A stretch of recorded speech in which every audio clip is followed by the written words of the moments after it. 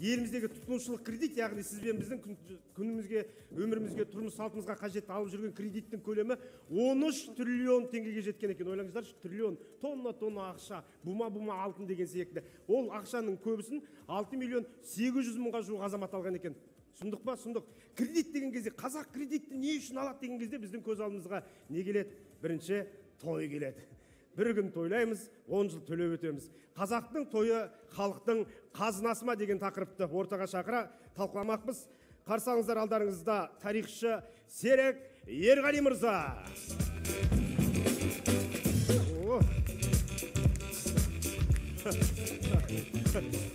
Серік аға, қош келдіңіз. Дональд Трамп сияқты шықтыңыз ғой. Ду қол қошемет. Серік ағамызбен пікір сайысатын, сөз таласқа түсетін, бетте-бет жетпежек шығатын Ахметбек Нұрсила. Кәсіпкер. Сонымен бірінші раунд, дебаттың бірінші раундын бастаймыз, яғни бірінші кезеңді бастаймыз. Түсіндіріп өтейін, бірінші кезеңде әрқайсыңызға 2 минуттан беріледі. Бұл жерде Ахметбек мырза болды, қазаққа той тоқтату керек деген пікірде. Жасамаңдар тойды. Керек емес бізге той деген, солай ғой. Ал сіз той халықтың қазынасы деп санайсыз. Өз пікірлеріңіз бен принциптеріңізді дәлелдесеңіздер деген ой біздікі. Кім бастайды? Таңдасаңыздар. Әрқайсыңызға 2 минуттан беріледі. Кредиттің карточкасы емес пе? 2. Яғни Ахметбек мырза бастайды. Бірінші раунд 2 минуттан беріледі, одан кейін 3 минуттан. Жақсылап тыңдаңыздар пікірлерді. Кімнің пікірі ұнамды, қонымды, сол жаққа өтесіздер айтып кетейін, я? Екінші раундтан бастап. Дайынбыз ғой? Бірінші раунд, Ахметбек мырза, кеттік. Енді қазақтың тойшыл екені, кішкентай дүниеге келгеннен бастап, асын бергеніне дейін той жасайтыны, ол бесенеден белгілі. Бірақ сол той қайда апарды, және осы той жайлы біздің ұлы ойшылдарымыз, ұстаздарымыз не айтып кетті? Ең біріншісі, Абай осы той жайлы көп әңгіме айтқан. Той болса, тон киелік, жүр баралық, бірімізді біріміз ауларалық, ат арықтар, тон тозар, қадір кетер, күлкіні онша күйлеп шуламалық деп, тойдың дарақылығын көп айтып кеткен. Соның ішінде Ахмет Байтұрсынның әсіресе мына білім жарысы деген болады, қазақтікі той жарысы дейді. Тойда аз зор болады. Онда мал сойылады, қанша адам шақырылды, сол тойға кеткен шығын бәленбай мың шығын дейді. Ал Европа жұрты ол ақшаның бәрін ғылым білімге салып жатыр. Европаның ғылымы асып тұр, олар асқан үстін асқысы келеді. Ал біз соның жұрнағы да жоқ. Соның жұрнағын жасайық десе, халықтың бәсекелесі сол біздің қанымызға сіңген дарақылық осы күнге дейін келе жатыр. 30 жыл болды тойладық. Шегірткелерді шығардық. Олар басымызға шығып, одан кейін лотерея ойнатып, халықты тонады. Ғылым білім артта қалды. Әуелі ең масқарасы, басқа халық, жер бетінде бірде-бір халық қазақтан басқа кредит алып, мойнына қарыз алып, процентін алып, той жасамайды екен. Осыны естіген кезде таңғалады. Бұл неткен халық деп. Осыны дарақылық тоқтататын, егер де мен Абай айтпақшы, билік құзыр қолында болатын болса, бір 10 жылға тойға мораторий жариялайтын. Ойпырмай. Шындығында да, өйткені қазіргі заман белгілі, Украинадағы жағдайды көріп отырсыздар. Мына жақта айдақар, мына жақта орыс аю тұр да. Сондықтан біз экономикамызды, біздің бүкіл мысалға ел қорғайтын өзіміздің азаматтарымызды өсіріп, қару-жарағымызды дамыту керек. Той тойлап болдық, қызығын қазақ көріп жатқан жоқ. Тойхана иелері 80-90% жағдайда басқа ұлттың өкілдері. Тойға келіп, әуел десең, ана Ресейдегі әншілерді шақырады. Уақыт бітті. Дебаттың талабы бойынша уақыттан аспауымыз керек. Көрдіңіз ғой, қаншама факт дәлелдер айтып жатыр. Сіздің ойыңызша той халықтың қазынасы ма? Бастаймыз, кеттік. Нұреке, құрдасым ретінде айтып қояйын.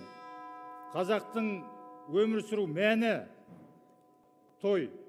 Қазақ бұл дүниені жалған, күлде ойна деп келеді. Солай туады, солай өлгенде де тойлап өтеді. Сондықтан бар мәселені, бар тоқырауды тойдан көріп керек жоқ. Егер де бұлай қарайтын болсақ, қазақ тоймен келіп, тоймен өтеді.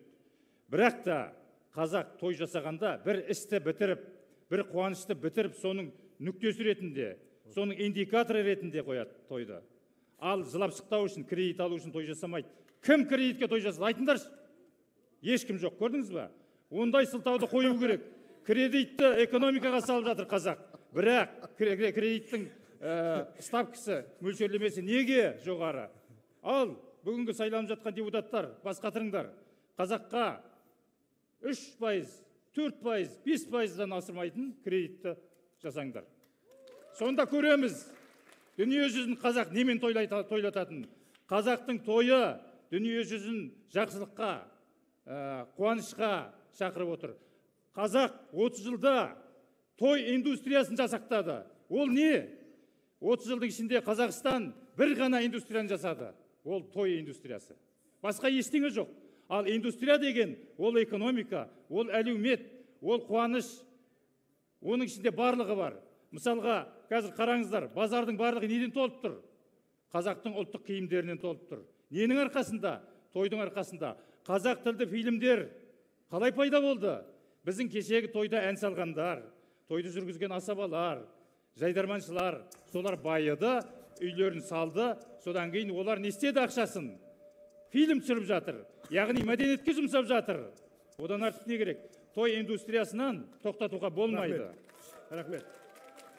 Мына қос құрдастың пікірталасы өте қызық болып жатқан сияқты. Келісесіздер ма? Енді мына жерде ешкім кредит алып той жасамаған екен, жаңа көрдіңіз ғой, Ахметбек мырза. Ешқайсы жоқ. Қазір әрі қарай жалғастырамыз. Қымбатты достар, осы жерден бастап кімді қолдайсыздар, сол жаққа өтсеңіздер. Тұрмаңыздар, жаспыз ғой, жылжыңыздар, кімді қолдайсыздар.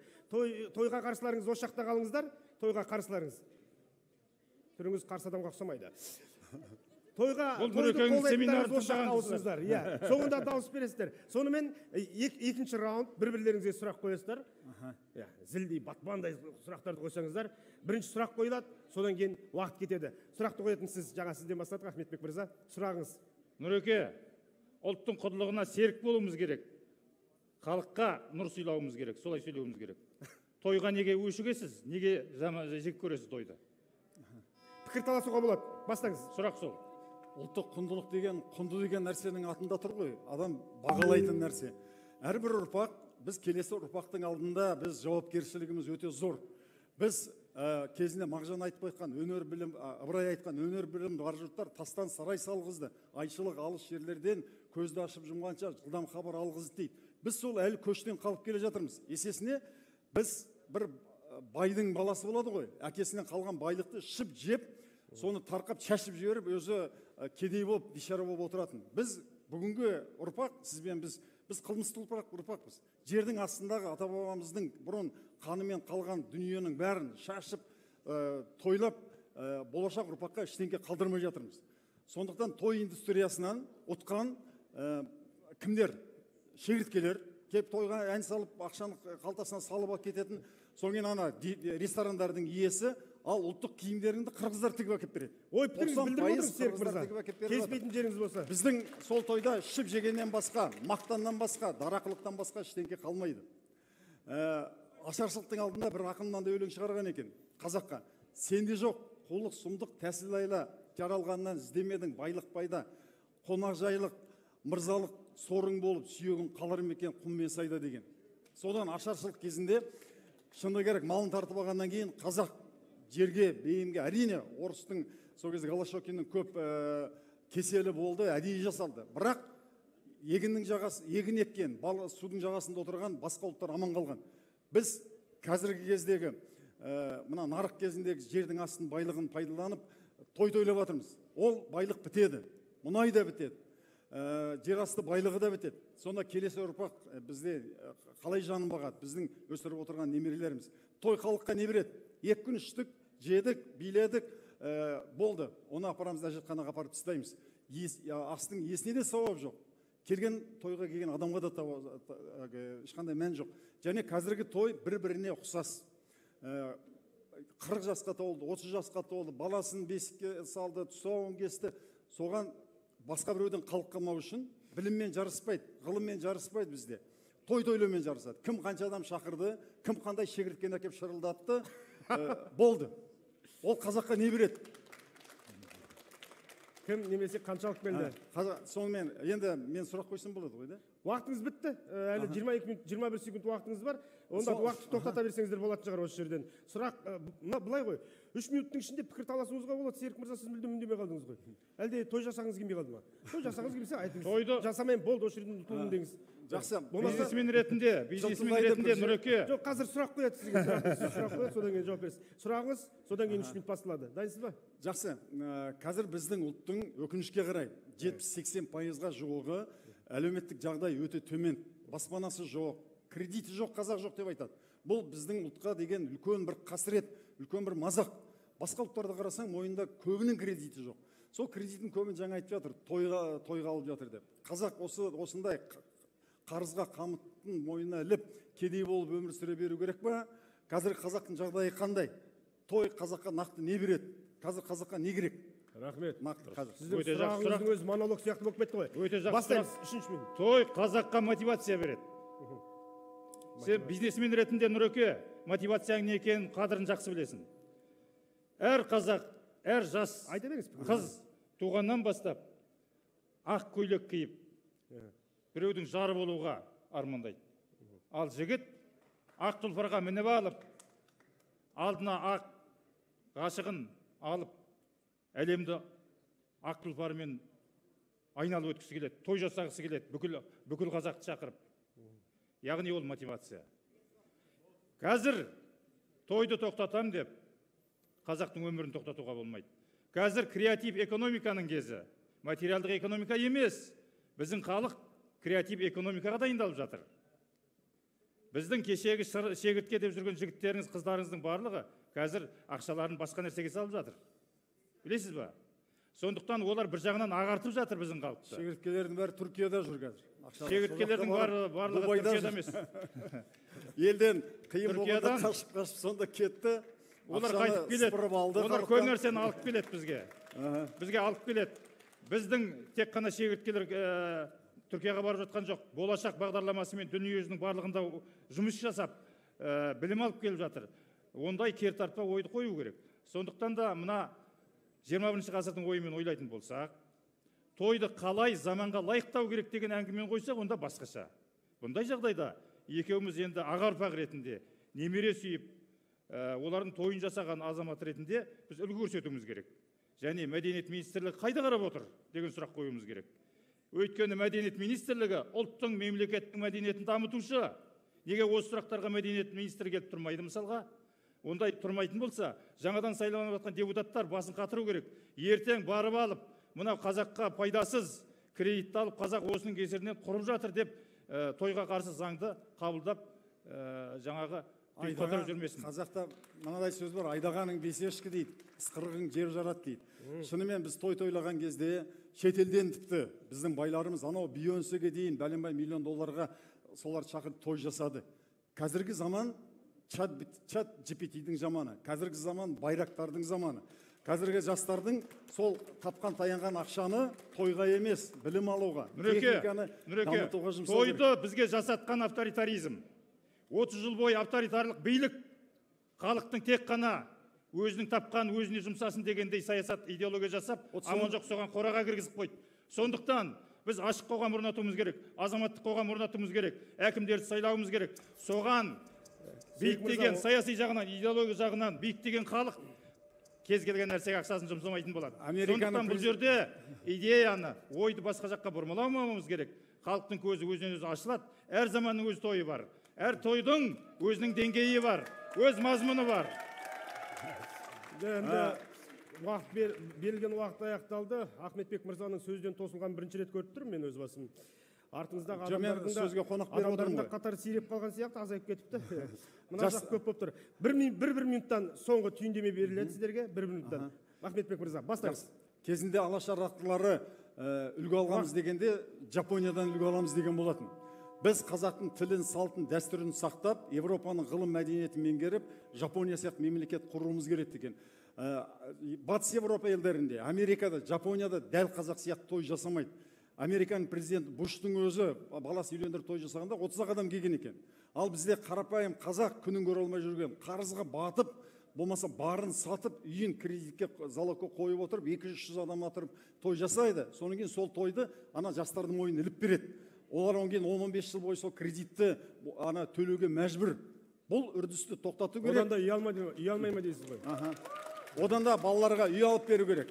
балалардың оқуына төлеу керек жаңағы кеткен ақшаны. Ол далаға Жақсы, шашылып кеткен Нұреке, ақша. Қазір кейбір сөздеріңізге қосыламын. 13 секунд қалды, айта беріңіз. Сондықтан балаларды бәсекелестікке емес, бәсекелестік болғанда білім жағынан, ғылым жағынан, өзінің денсаулығы жағынан осы жаққа бәсекелеге біз бағыттауымыз керек.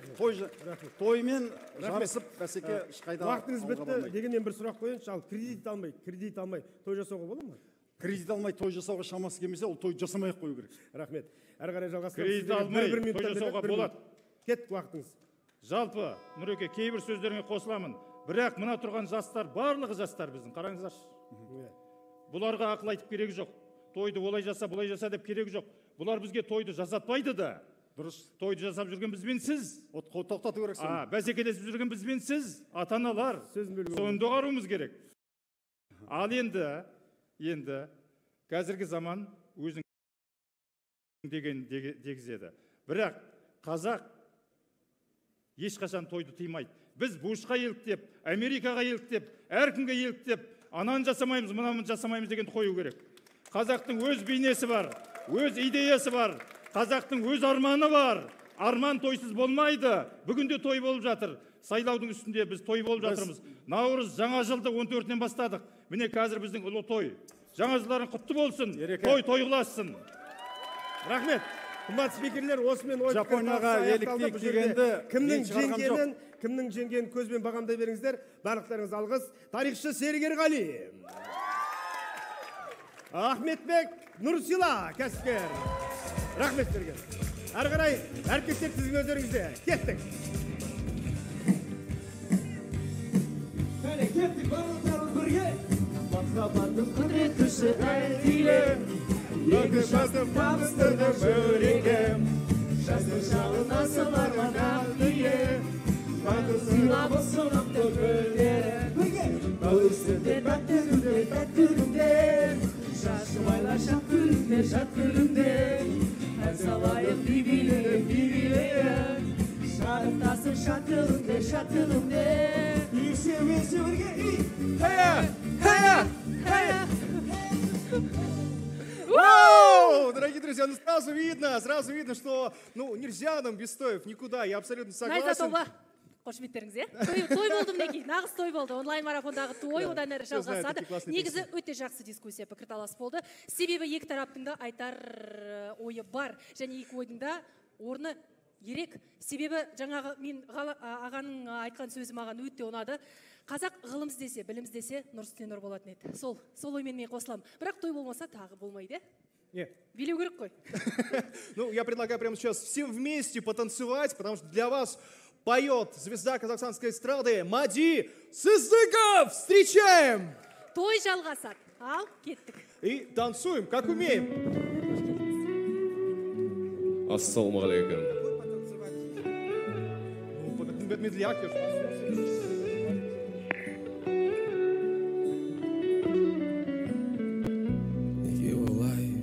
Неге олай Жоқа қиян барға оңай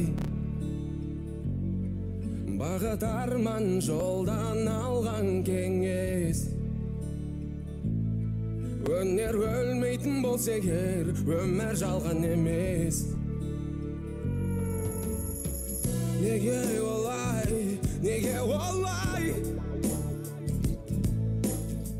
Өрге қиян төмен оңай Үміт алдан жылы таңдан келер Маңдай теріңнің бағасын уақыт өзі берер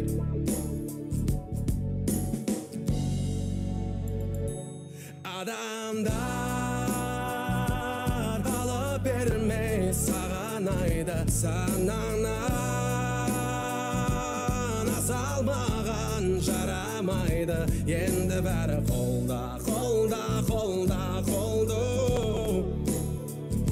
Енді бәрі қолда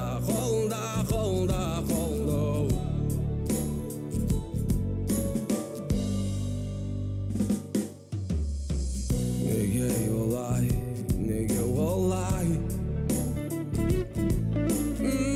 Жоққа қиян барға оңай жолдан алған кеңес. Өнер өлмейтін болса егер, өмір жалған емес.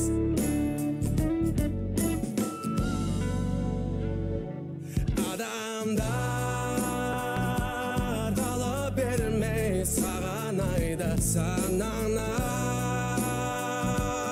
аса алмаған жарамайды. Енді бәрі қолда, қолда, қолда, қолда. Енді бәрі қолда, қолда, қолда, қолда. Ей.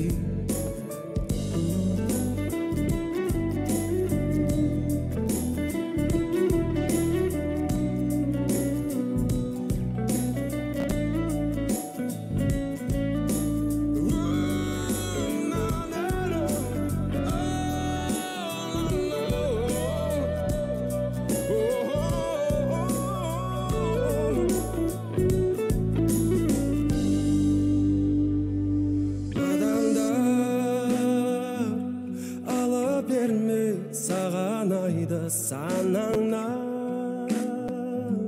аса алмаған жарамайды. Адамдар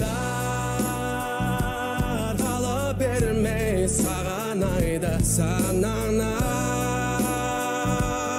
аса алмаған жарамайды. Енді бәрі қолда, қолда, қолда, қолда. Енді бәрі қолда, қолда, қолда, қолда.